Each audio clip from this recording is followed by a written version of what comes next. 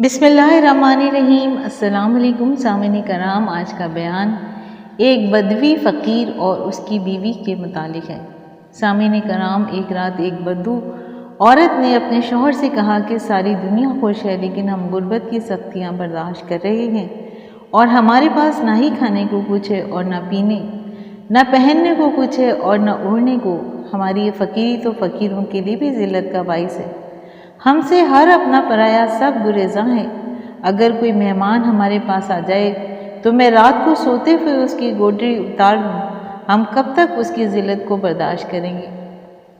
بدوی فقیر نے اپنی بیوی سے کہا کہ تو آمدنی اور پیداوار کی کب تک جستجو کرے گی؟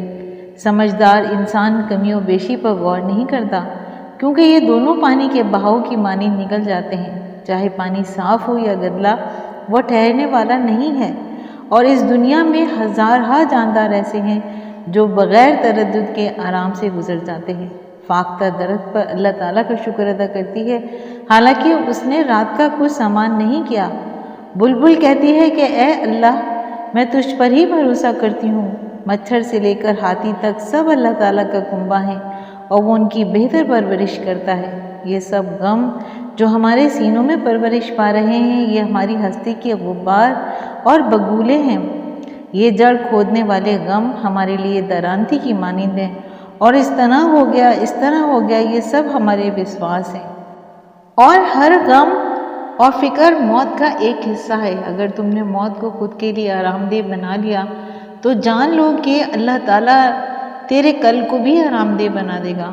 درد موت کے قاصد ہوتے ہیں اور قاصد سے منہ نہ موڑو۔ جو شخص خوشگوار زندگی بسر کرتا ہے وہ تلخی کی موت مرتا ہے۔ جو شخص صرف اپنے جسم کی پرورش کرتا ہے وہ موت سے نہیں بچ سکتا۔ اے میری بیوی، تو میرا جوڑا ہے اور جوڑے کو یکساں ہونا چاہیے۔ جوتے اور جرابوں کے جوڑے کو دیکھ لے، دونوں میں سے ایک اگر تنگ ہو تو تیرے کس کام کا نہیں ہے؟ کبھی شیر اور بھیڑیے کا بھی جوڑ بنا ہے۔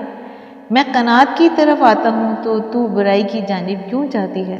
بدوی عورت بولی کہ تو عزت کا خواہش مند ہے تو پھر تکبر کی باتیں کیوں کرتا ہے؟ دنیا داری اور کروفر کی باتیں کب تک تکبر، دعویٰ، غرور اور بکواس کو دل سے نکال دے تاکہ تو نجات پا سکے۔ تکبر برا ہے مگر مفلسوں سے بھی اور بھی برا ہے۔ تیرا گھر مکڑی کے جالے کی طرح ہے اور تو دعویٰ کرتا ہے تو نے صرف قناعت کا نام ہی سیکھا ہے۔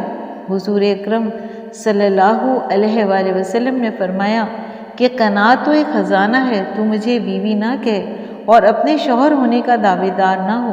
میں انصاف کی بنیاد پر تیری بیوی ہوں، نہ کہ مکاری کی بنیاد پر۔ تو خود کو مجھ سے زیادہ عقل مند سمجھتا ہے تو پھر مجھ جیسی کم عقل کو پسند کیوں کیا؟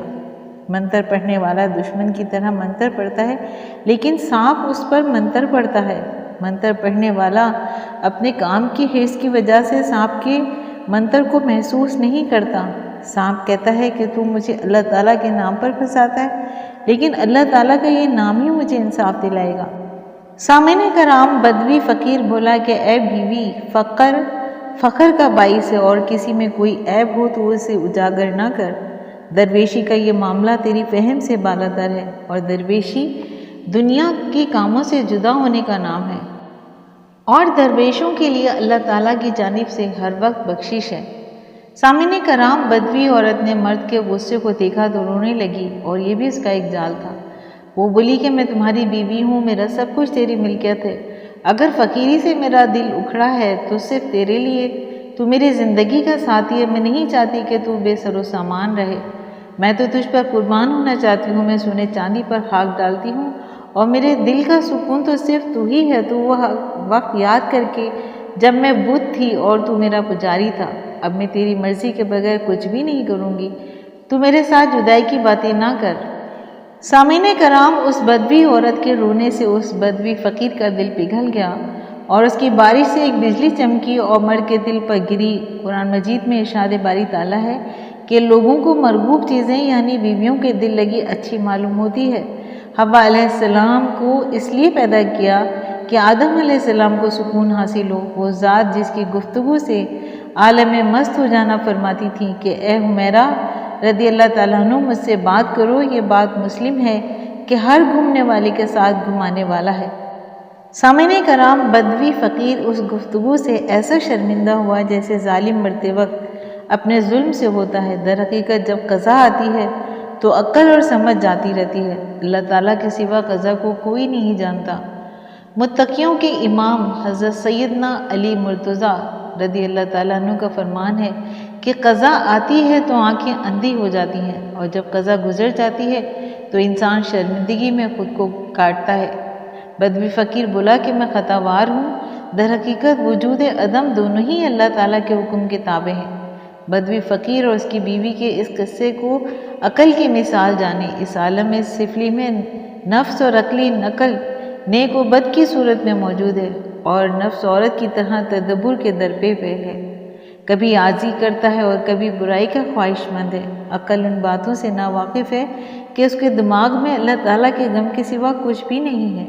اس دنیا میں ظاہر و باطن دونوں کا موجود ہونا لازمی ہے۔ اگر صرف باطن کو لیں تو دنیا بیکار ہو جائے اور شریعت کا وجود نہ رہے۔ اگر محبت اور فکر باطنی معاملہ ہوتا تو پھر نماز اور روزے کی کوئی ضرورت باقی نہ رہتی، نعوذ باللہ۔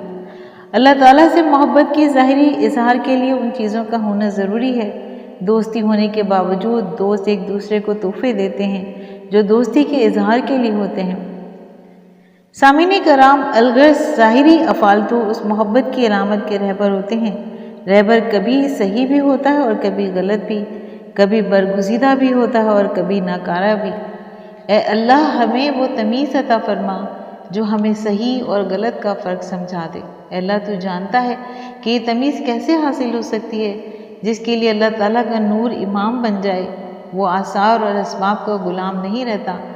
جب باطن میں محبت کا شعلہ زن ہوتی ہے تو پھر اس کی محبت قوی ہو جاتی ہے اور اثر سے اسے فارغ کر دیتی ہے۔ اور بدوی فقیر نے بیوی سے کہا کہ تو جو کہے گی میں تیرا حکم بجا لاؤں گا۔ سامعین کرام، بدوی عورت نے کہا کہ یہ بات کہیں تو چالاکی سے تو نہیں کہہ رہا کہ میرا راز کھل جائے گا؟ بدوی فقیر نے کہا کہ اللہ تعالیٰ دلوں کے بھید سے خوب واقف ہے، جس نے آدم علیہ السلام کو مٹی سے پیدا کیا اور برگزیدہ بنا دیا، اور اس جسم میں تمام علوم بھر دیے جو روح محفوظ میں موجود تھے، اب تک کے حالات سے واقف کر دیا اور اپنے اسما کی تعلیم دے کر سب کچھ پڑھا دیا، اور اس علم کی تعلیم سے فرشتوں کو مدہوش کر دیا، اور وہ کہنے لگے کہ پاک ہے وہ ذات جس کا علم ہر شے پر محیط ہے۔ جو انکشافات حضرت آدم علیہ السلام کو ہوئے وہ ان کو آسمانوں پر رہ کر حاصل نہ ہوتے۔ ایک جان میں وہ کچھ سما گیا جس کے لیے ساتوں زمین اور آسمان تنگ تھے۔ حضور اکرم صلی اللہ علیہ وآلہ وسلم نے فرمایا کہ اللہ تعالیٰ کا فرمان ہے کہ میں اوپر سے نیچے تک کہیں نہیں سما سکتا، نہ ہی زمین و عرش میں سما سکتا ہوں، لیکن حیرانگی ہے مومن کے دل میں وہ سما جاتا ہوں۔ اگر تم مجھے ڈھونڈنا چاہتے ہو تو اہل اللہ کے دلوں میں تلاش کرو، تو میرے بندوں میں داخل ہو جاؤ تو پالو گے۔ اے متقی، میرے دیدار کی جنت کو دیکھ۔ عرش نے باوجود اپنی وسعت کے، اپنے نور کے اسے دیکھا تو بے قرار ہو گیا۔ عرش کی بڑائی اپنی جگہ، لیکن صورت کیا چیز ہے جبکہ ہمارا خمیر آسمان سے ہے، اور یہ نور تاریکیوں کے ساتھ کیسے زندہ رہ سکتا ہے؟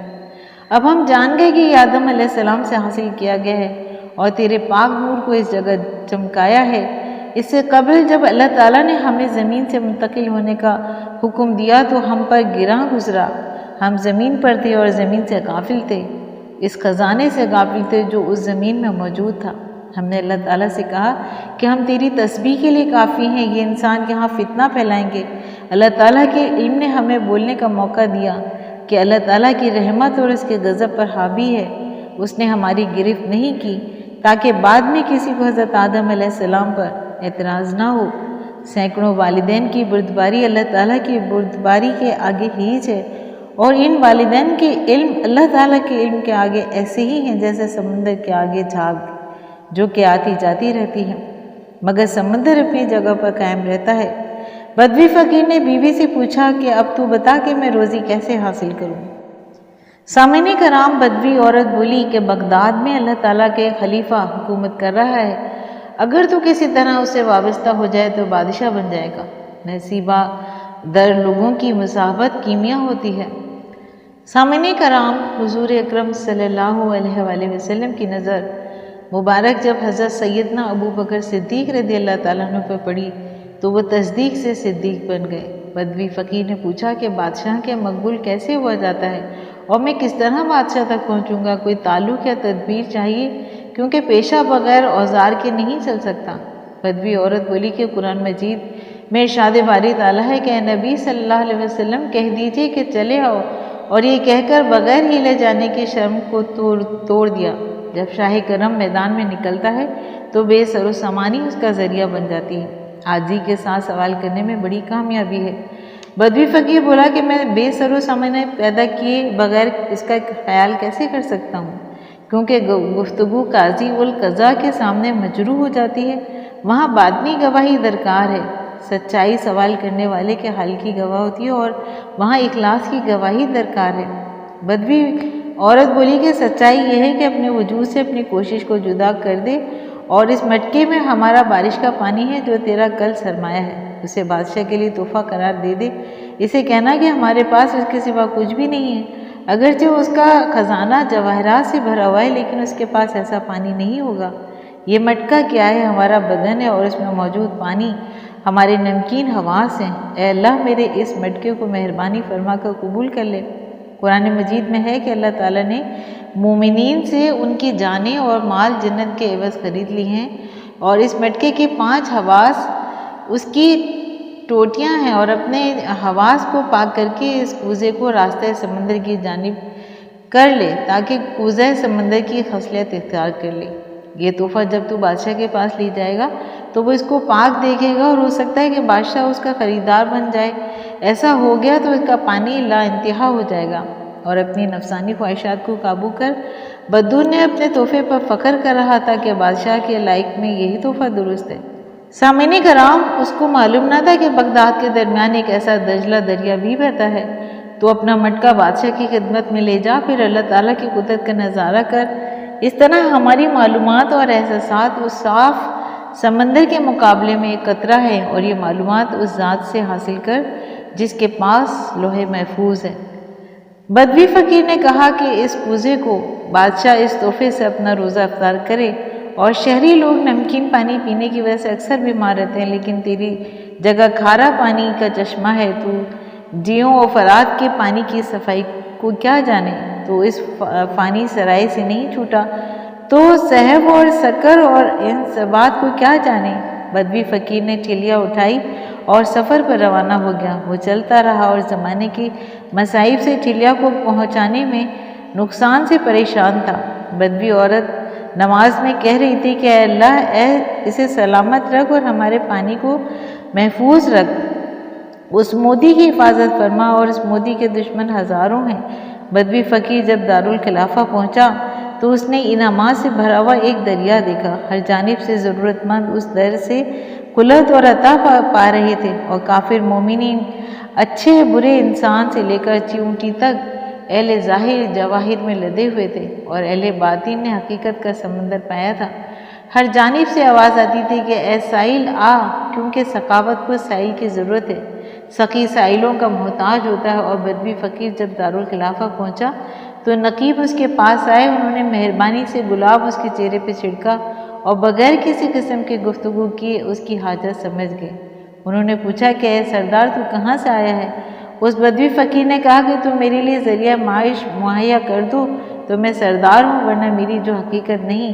तुम सब मुझे सरदार नज़र आते हो, और तुम्हारा एक दीदार बहुत से दीदार है। ऐ नकीबो, तुम सब अल्लाह ताला के नूर से देखते हो, और उसके पास से मेरे लिए कोई इनाम लाए हो, ताकि तुम मुझ पर अपनी कीमिया असर निगाहें डालो। मैं बहुत दूर जंगल से बादशाह की मेहरबानी की उम्मीद पर यहाँ आया हूँ, क्योंकि इसकी मेहरबानी की खुशबू की वजह से रेत के ज़र्रों में जान पड़ गई है, और मैं यहाँ दीनार लेने आया हूँ, लेकिन दीदार ने मुझे मस्त कर दिया है। मैं एक मामूली मकसद लेकर आया था, लेकिन मेरे साथ तो ऐसा हुआ जैसे बदवी ने कुएं से पानी निकाला तो हज़रत यूसुफ अलैहिस्सलाम के दीदार से मुशर्रफ हो गया। हज़रत मूसा अलैहिस्सलाम मामूली आग लेने गए तो वो चीज़ हासिल कर ली जो आग से जुदा कर दे। हज़रत ईसा अलैहिस्सलाम दुश्मनों के नरगे से कूदे तो चौथे आसमान पर पहुँचे, और हज़रत आदम अलैहिस्सलाम ने गेहूँ की जानिब हाथ बढ़ाया तो उनका वजूद इंसान का गुच्छा बन गया, जिनसे अंबिया अलैहिस्सलाम पैदा हुए। اور حضرت سیدنا عمر فاروق رضی اللہ تعالیٰ عنہ حضور نبی کریم صلی اللہ علیہ وسلم کے قتل کے لیے نکلے اور شریعت نے انہیں امیر المومنین بنا دیا۔ میں بھی اس در پر ایک چیز کا طالب بن کر آئی ہوں، میں پانی کا تحفہ لائی ہوں اور اسے بادشاہ تک پہنچانا چاہتا ہوں۔ روٹی نے انسان کو جنت سے نکالا، لیکن مجھے روٹی نے جنت سے وابستہ کر دیا۔ اب میں اس آسمان جیسے در کا طواف کرتا ہوں، کیونکہ میں روحانی دولت سے مالا مال ہو کر دنیا سے بے نیاز ہو چکا ہوں۔ بدوی فقیر نے اپنی پانی کی ٹھیلیاں نقیبوں کو پیش کی اور اس طرح اس دریا میں خدمت کا بیج بو دیا۔ بدوی فقیر بولا کہ میرا یہ تحفہ بادشاہ کی خدمت میں پیش کر دو، بارش کا میٹھا پانی ہے جو میں نے گڑھے میں جمع کیا تھا۔ نقیبوں نے اس کی بات سنی تو ہنس دیے، لیکن انہوں نے اس تحفے کو دل و جان سے قبول کیا، کیونکہ بادشاہ کی مہربانی کا اثر اس کے خدام پر بھی ظاہر ہوتا ہے۔ بادشاہ اچھا ہوگا تو اس کے خدام بھی اچھے ہوں گے۔ سامعین کرام، بادشاہ کو حوض اور اس کے خدام کو ٹونٹیاں جانو، چونکہ پانی ایک ہی حوض سے آتا ہے اور ہر ٹونٹی کا پانی خوش ذائقہ ہوتا ہے۔ اگر حوض کھاری اور ناپاک ہوگا تو ہر ٹوٹی سے پانی بھی ویسے ہی نکلے گا، کیونکہ وہ حوض سے وابستہ ہیں۔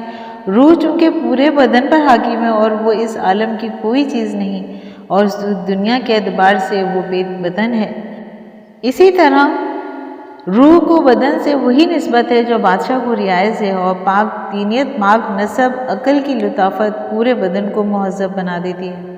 اور اس دریا کی لطافت کو دیکھ جو کوثر کی مانند ہے، اس کے سنگریزے سب موتی اور گوہر ہیں۔ جس طرح رعایا بادشاہ کے اوصاف کو قبول کرتی ہے اور شاگرد اپنے استاد کے اوصاف کو اپناتا ہے، اسی طرح وہ استاد جو راہ خدا میں محو ہے، اس کے شاگرد بھی راہ خدا میں محو ہوں گے، اور علم کی تمام اقسام میں مرنے کے بعد آخرت کے راستے کا سامان فقر ہی ہے۔ سامعین کرام، اس واقعے سے یہ سبق ملتا ہے کہ مولانا محمد جلال الدین رومی رحمۃ اللہ علیہ بیان کرتے ہیں کہ جب تک انسان اپنے بدن کو نجاست سے پاک نہیں کرے گا، اس کی روح پاک نہیں ہوگی۔ اور روح کو جسم سے نسبت ہے، جس طرح عوام کو حاکم سے نسبت ہوتی ہے۔ اگر حاکم نیک نہیں ہوگا تو عوام بھی نیک ہوگی، اور اگر حاکم ظالم ہوگا تو عوام بھی ظلم کرے گی۔ شاگرد اپنے استاد کی فطرت پر ہوتا ہے اور اولاد اپنے والدین کی فطرت پر ہوتی ہے۔ امید کرتی ہوں کہ آپ کو آج کا بیان پسند آیا ہوگا۔ اگر آپ کو آج کا بیان پسند آیا ہے تو آپ اپنے چینل فضائل اسلام کو لائک اور سبسکرائب کیجیے اور ساتھ لگے بیل آئیکن کو پریس کیجیے تاکہ آئندہ آنے والی نئی ویڈیوز کا نوٹیفیکیشن آپ کو سب سے پہلے ملے۔ شکریہ۔